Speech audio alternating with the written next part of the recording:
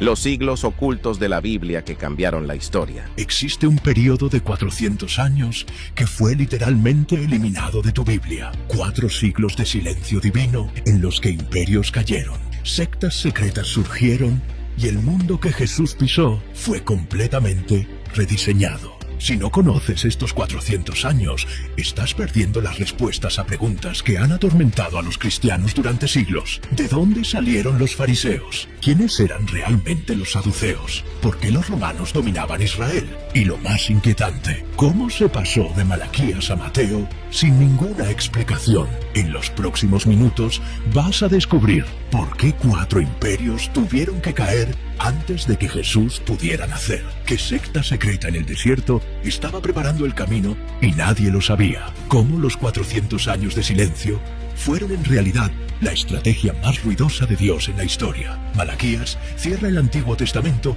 con una promesa: yo les enviaré al profeta Elías antes del gran día del Señor. Y luego, silencio, 400 años de nada, ningún profeta, ninguna palabra divina. Y cuando abres Mateo, el mundo es completamente diferente. Pero aquí está la verdad que nadie te cuenta. Ese silencio no fue silencio, fue orquestación. Porque para que Jesús naciera, primero tenían que existir 3 cosas: un camino, un idioma y un enemigo. Los romanos construyeron el camino, los griegos crearon el idioma y los seleucidas fabricaron al enemigo perfecto que uniría a los judíos. Todo eso ocurrió en los 400 años que desaparecieron de la Biblia. Entonces no fue silencio, fue preparación estratégica.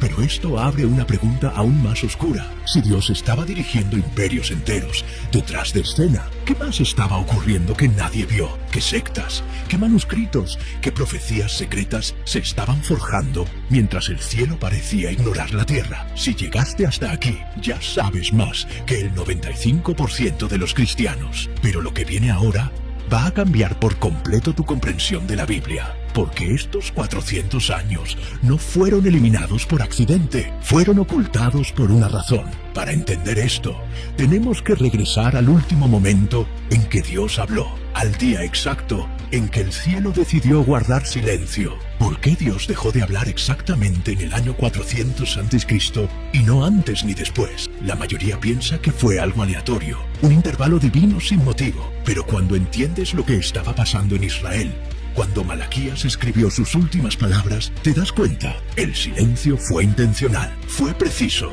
Estamos en el año 430 a.C. Israel acaba de regresar de 70 años de cautiverio en Babilonia. Esdras reconstruyó el templo, Nehemías reconstruyó los muros. Pero Israel ya no es una nación soberana, es una provincia, una sombra de lo que fue en los tiempos de David y Salomón. Y aquí está el detalle clave que lo cambia todo. Por primera vez en la historia, el judaísmo ya no se define por un rey o un territorio, se define por una sola cosa: la ley, la Torá. Los judíos se convirtieron en el pueblo del libro porque habían perdido el reino. Malaquías observa ese panorama y profetiza un último mensaje: yo envío a mi mensajero que preparará el camino delante de mí. Después de eso, nada, 400 años de página en blanco. ¿Por qué justo en ese momento? ¿Por qué no 100 años antes o después? Porque Israel necesitaba aprender algo que solo el aparente abandono divino podía enseñar: dependencia total de la palabra escrita. Durante 400 años no se levantó ningún profeta, no llegó ninguna nueva revelación. Los judíos tuvieron que aferrarse desesperadamente a los rollos, a las sinagogas, a las escuelas rabínicas. Cuando Jesús naciera, Israel no sería una nación militar, sería una nación teológica, un pueblo que memorizaba la Torá desde la infancia, un pueblo que debatía cada coma de las Escrituras. Por eso Jesús podía decir: escrito está, y todos sabían exactamente de qué hablaba. Compara eso con el día de hoy. ¿Cuántos cristianos conocen la Biblia como aquellos judíos conocían la Torá? El silencio de Dios creó un hambre por la palabra que el ruido moderno nunca podría producir. ¿Ves el diseño? Dios no abandonó a Israel durante 400 años. Los preparó, los obligó a convertirse en expertos en las antiguas promesas para que, cuando llegara el Mesías, pudieran reconocer cada profecía cumpliéndose ante sus ojos. Pero Dios no estaba trabajando solo en Israel. Mientras el cielo estaba silencioso sobre Jerusalén, estaba muy activo sobre otros tronos, y el primer imperio que tenía que caer era el más poderoso de la antigüedad. ¿Quién es el hombre que Dios usó para preparar el mundo para Jesús, sin que él lo supiera? La respuesta te va a sorprender. Alejandro Magno, un conquistador macedonio, un pagano, un hombre que 323 años antes del nacimiento de Cristo. Sin él, el Nuevo Testamento no existiría. En el año 334 a.C., Alejandro cruza el Helesponto con 35.000 soldados. Tiene 22 años. En solo 13 años conquista el mayor imperio que el mundo había visto, desde Grecia hasta la India, Persia, Egipto, Babilonia, Israel. Todo cae ante él, pero Alejandro no es solo un conquistador, es un visionario. Fue educado por Aristóteles y tiene una idea revolucionaria: la helenización, unificar el mundo mediante un idioma, una cultura, una filosofía, y hace algo que ningún imperio anterior había hecho. No destruye las culturas locales, las absorbe, las mezcla con la cultura griega. Cuando muere misteriosamente a los 32 años, envenenado o por malaria, nadie lo sabe con certeza, deja algo más poderoso que ejércitos: un idioma universal, el griego koiné, el griego común, no el griego clásico de Platón, sino el griego que hablaban esclavos, comerciantes y soldados en las calles. Y aquí está el milagro escondido. 300 años antes del nacimiento de Jesús, 70 escribas judíos en Alejandría traducen todo el Antiguo Testamento del hebreo al griego. Es la Septuaginta.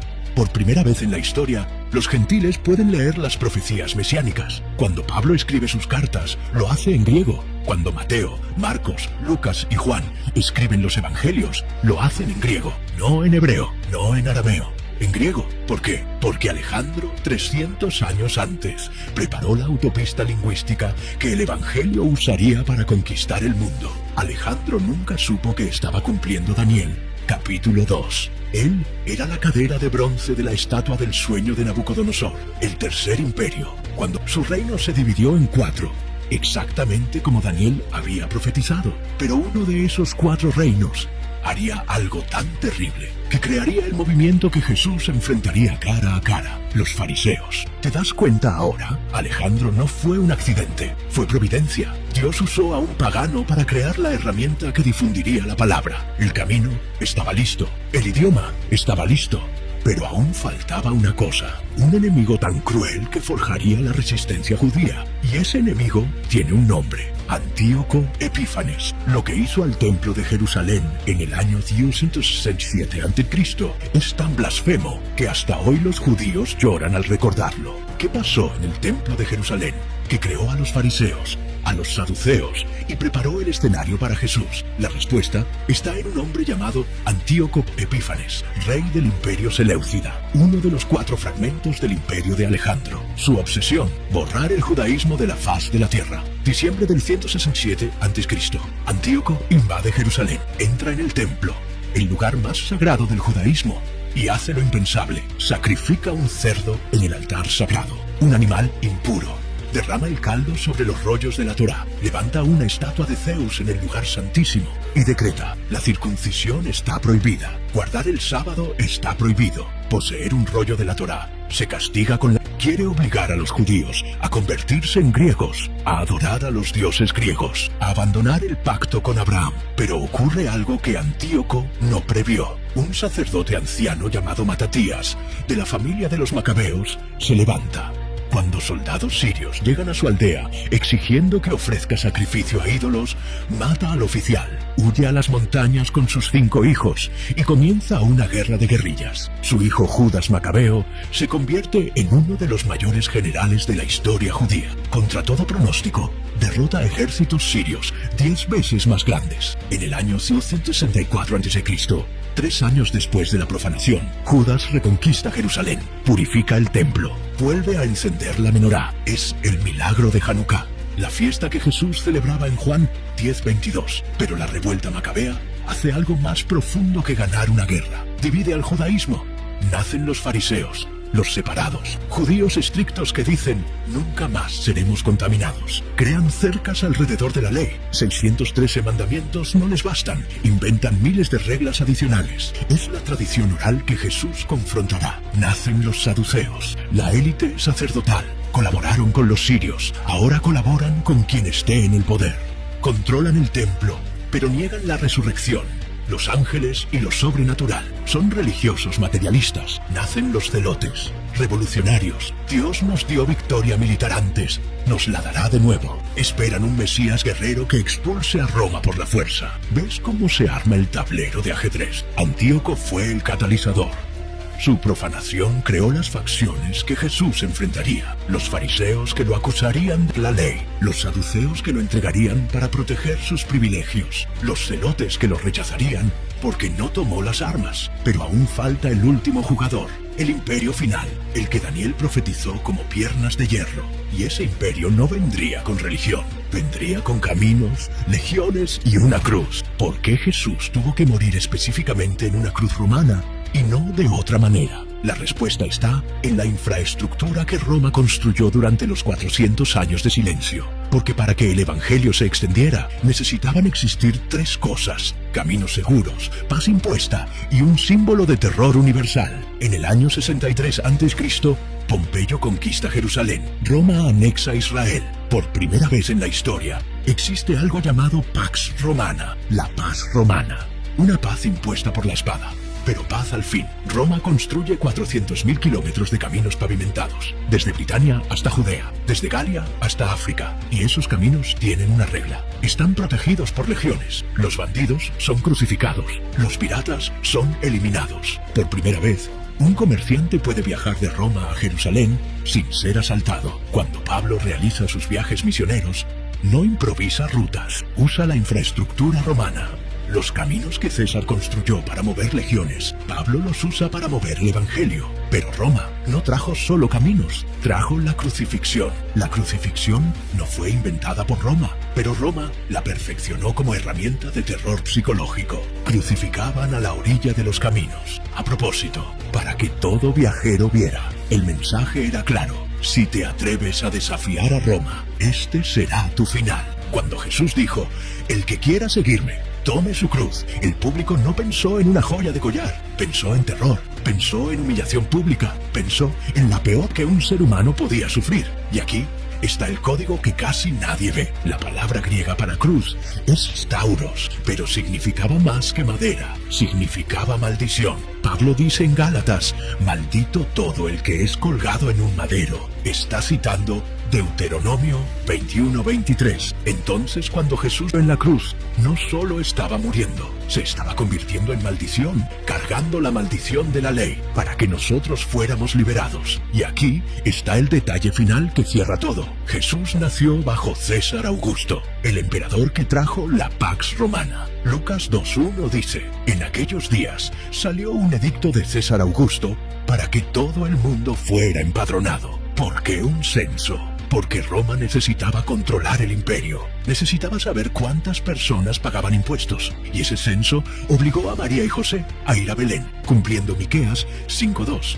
Pero tú, Belén Efrata, aunque eres pequeña, de ti me saldrá el que ha de ser gobernante en Israel. Roma no lo sabía, pero al ordenar un censo, César se convirtió en cómplice de la profecía. ¿Lo ves ahora? Roma no fue coincidencia, fue el cuarto imperio de Daniel, las piernas de hierro. Dios usó su brutalidad, sus caminos, su paz forzada y su cruz para crear el escenario perfecto para que el evangelio explotara. Pero mientras los imperios caían y se levantaban, había un grupo de judíos que nadie veía, escondidos en el desierto, copiando manuscritos, esperando al Mesías, y tenían secretos que la Iglesia ocultó durante 2000 años. ¿Quiénes eran los esenios y por qué la Iglesia casi nunca habla de ellos? Durante los 400 años de silencio, mientras los fariseos controlaban las sinagogas y los saduceos controlaban el templo, se formó un tercer grupo. Ellos se llamaban Yahad, la comunidad. El mundo los conoce como esenios. En 1947, un pastor beduino lanzó una piedra en una cueva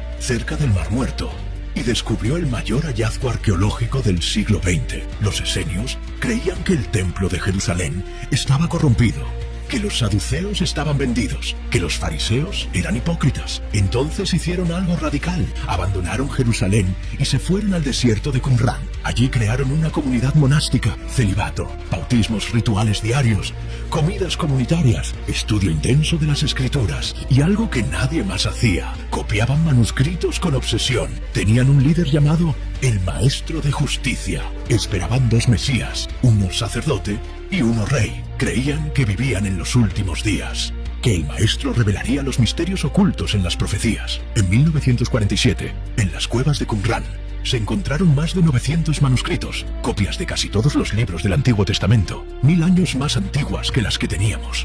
¿Y adivina? Son idénticas en un 99%. Eso destruyó el argumento escéptico de que la Biblia se había corrompido con el paso de los siglos. Los esenios, sin saberlo, preservaron la palabra de Dios con precisión quirúrgica. Pero los manuscritos revelan algo más inquietante. Los esenios tenían textos apocalípticos que no están en la Biblia. El libro de Enoc completo, el libro de los jubileos, el rollo de la guerra, la batalla final entre los hijos de la luz y los hijos de las tinieblas. Creían en ángeles caídos, vigilantes, gigantes, los nefilim. Y aquí está la conexión que te eriza la piel. Juan el Bautista vestía piel de camello, comía langostas, vivía en el desierto, bautizaba en el Jordán, a solo 10 kilómetros de Qumrán. Predicaba arrepentimiento porque el reino estaba cerca. Juan el Bautista tenía todas las características de un esenio. Y cuando presenta a Jesús diciendo, este es el Cordero de Dios que quita el pecado del mundo, está usando lenguaje sacerdotal, lenguaje del templo, lenguaje que los esenios conocían profundamente. ¿Por qué la iglesia casi no habla de los esenios? Porque complican la historia simple. Porque muestran que el judaísmo del siglo I era mucho más complejo que fariseos contra saduceos. Porque prueban que había judíos esperando un Mesías sufriente, no solo un Mesías guerrero. Los esenios fueron masacrados por Roma en el año 70 d.C., cuando Jerusalén cayó. Escondieron sus manuscritos en las cuevas, y durante 1900 años, esos manuscritos esperaron hasta que un pastor lanzó una piedra. Ahora conoces todo el tablero. Alejandro trajo el idioma, Antíoco creó las sectas, Roma trajo los caminos y la cruz. Los esenios preservaron la palabra y prepararon a Juan el Bautista, todo durante los 400 años que desaparecieron de la Biblia. Pero aún falta la pregunta final: ¿por qué Dios orquestó todo esto? ¿Por qué 400 años? ¿Por qué estos imperios específicos? ¿Cuál era el diseño completo? Déjame mostrarte el cuadro completo. Dios no habló durante 400 años, pero mientras el cielo estaba en silencio, Él movía ejércitos. Alejandro difundió el griego, Antíoco profanó el templo y forjó las sectas, Roma construyó caminos e inventó la herramienta que mataría a Jesús. Los esenios preservaron cada palabra de las profecías y prepararon al precursor. Y entonces, en el tiempo exacto profetizado por Daniel, 483 años después del decreto de Artajerjes para reconstruir Jerusalén, Jesús entra en Jerusalén montado en un burrito, cumpliendo Zacarías 9:9, en la semana exacta que Daniel había profetizado. ¿Ves el diseño? Los 400 años no fueron silencio, fueron la mayor sinfonía profética de la historia. Cada imperio, cada secta, cada camino, cada manuscrito, todo preparando el escenario para que, cuando el Verbo se hiciera carne, el mundo entero pudiera escuchar. Y aquí está lo que nadie te dice. Esto sigue ocurriendo. En 1948, Israel volvió a ser nación después de 2000 años, cumpliendo Ezequiel 37, el Valle de los Huesos Secos. En 1967, Jerusalén volvió al control judío, cumpliendo Lucas 21:24. Jerusalén será pisoteada por los gentiles hasta que se cumplan los tiempos de los gentiles. Y en 2020 pasó algo que casi nadie notó: los acuerdos de Abraham. Israel hizo paz con Emiratos Árabes, Bahrein, Sudán y Marruecos. Por primera vez, naciones árabes reconocen a Israel. Eso no es solo política, es profecía. Daniel 9:27 habla de un pacto que será confirmado por una semana, 7 años, y en la mitad de esa semana, algo será profanado. Los 400 años entre Malaquías y Mateo prepararon la primera venida. Lo que está ocurriendo ahora está preparando la segunda. Entonces, ¿por qué te cuento todo esto? Porque así como los judíos de los 400 años de silencio tuvieron que aferrarse desesperadamente a la palabra escrita mientras esperaban, tú estás viviendo en una época donde el ruido es ensordecedor. Teología superficial, evangelio diluido, entretenimiento disfrazado de adoración. Y Dios te está llamando de regreso a lo básico, a la palabra, a los manuscritos, a las profecías. Porque cuando Jesús regrese, no te va a preguntar cuántos sermones viste. Te va a preguntar: ¿conociste mi palabra? ¿La guardaste? ¿La viviste? Los esenios copiaban manuscritos en el desierto mientras el mundo los ignoraba. Pero cuando Roma destruyó Jerusalén, sus manuscritos sobrevivieron, porque lo que se construye sobre la palabra permanece. Lo que se construye sobre emoción se derrumba. Te dije al principio que los 400 años no fueron eliminados por accidente, fueron ocultados por una razón. Ahora sabes por qué. Porque si entendieras que Dios trabaja en el silencio, no entrarías en pánico cuando Él parezca callado en tu vida. Si supieras que usa hasta imperios paganos, no dudarías cuando las circunstancias parezcan ir en tu contra. Si comprendieras que los 400 años de silencio fueron los más ruidosos en preparación profética, entenderías que el silencio de Dios nunca es ausencia, siempre es estrategia. Los 400 años no desaparecieron, fueron escondidos para que, cuando los descubrieras, nunca más dudaras del tiempo perfecto de Dios. Pero la historia no termina cuando Jesús nace, porque cuando nació en Belén, Herodes ordenó matar a todos los niños menores de 2 años. ¿Por qué? Porque unos magos de Oriente llegaron preguntando por el rey de los judíos. ¿Quiénes eran esos magos? ¿De dónde venían? ¿Cómo conocían las profecías judías?